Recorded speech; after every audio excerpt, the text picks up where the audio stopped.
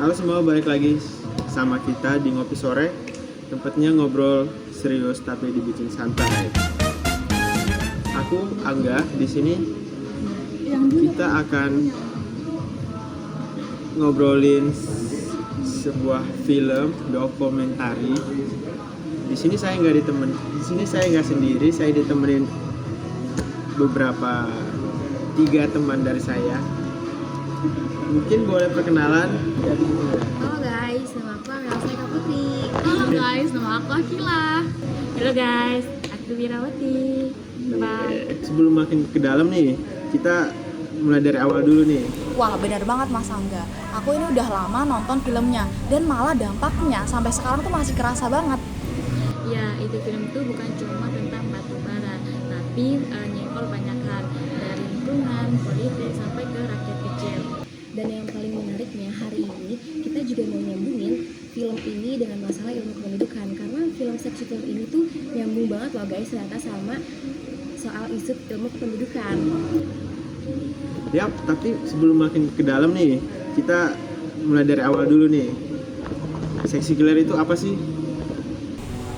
Oke, jadi Seksi Killer itu film dokumenter yang rilis pada tahun 2019 yang disutradarai oleh Dendi Laksono dan Ucok Saputra. Film ini ngebongkar soal industri batubara di Indonesia, dari proses penebangan, dampaknya ke lingkungan dan masyarakat, sampai hubungan politik elit-elit di Indonesia. Iya, dan ini yang bikin shock sih. Film ini tuh nunjukin bagaimana perusahaan-perusahaan batu bara itu punya koneksi langsung dengan tokoh-tokoh politik yang besar, bahkan yang waktu itu nyalonin diri di Pilpres 2019. Dan latarnya juga banyak banget, dari Kalimantan Timur, Jawa, sampai di Bali. Kita tuh kayak dikasih gambaran, kita bisa lihat gimana masyarakat lokal, contohnya kayak petani, nelayan, itu tuh harus kehilangan rumah dan mata pencaharian karena adanya tambang dan PLTU.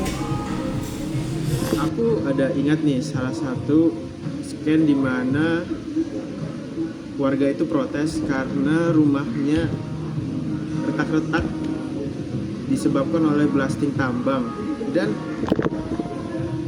anak-anak mereka itu berenang di kolam bekas galian yang nggak dikubur kembali karena itu kan dalam sekali, jadi itu bisa membahayakan nyawa mereka.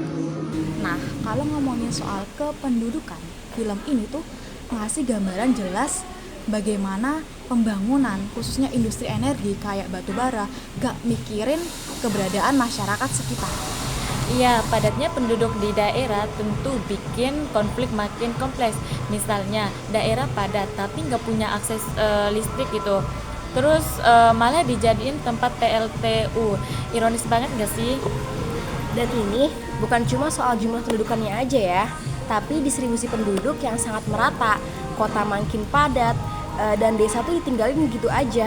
Tapi tambang masuk ke desa-desa itu jadi makin gak aman buat para warga. Menurut kalian nih, apa masalah kependudukan yang bikin makin parah di konteks ini nih? Pertama, tentu aja kebijakan pembangunan yang gak berorientasi ke rakyat, fokusnya ke industri, bukan ke manusianya. Setuju. Terus yang kedua, urbanisasi, orang-orang pindah ke kota nyari kerja, sementara desanya ditinggalin. Padahal di desa juga ada tekanan kayak pengurusan karena tambang.